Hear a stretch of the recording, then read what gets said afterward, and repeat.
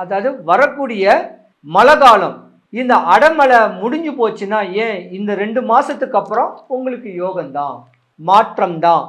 மார்கழி மாசம் பிறக்கும் போது கடகராசிக்கு இன்னும் உச்சநிலை வரப்போகுது. தொட்டதெல்லாம் விளங்க போகுது. உங்க தாயை நினைங்க.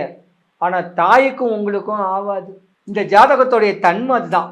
ஒன்று தாய் உயிரோடு இருந்தா தாய் ஆகாது, இல்ல மாமியார் உயிரோடு இருந்தா மாமியார் ஆகாது. 2 பேர்ல யாராவது ஒருத்தர் உங்களுக்கு எதிரி தான்.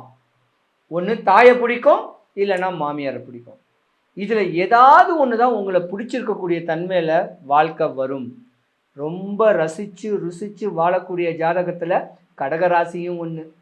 ஆன்மீக தோரணையில் போங்க, மகானை பிடிங்க, சித்தரை பிடிங்க,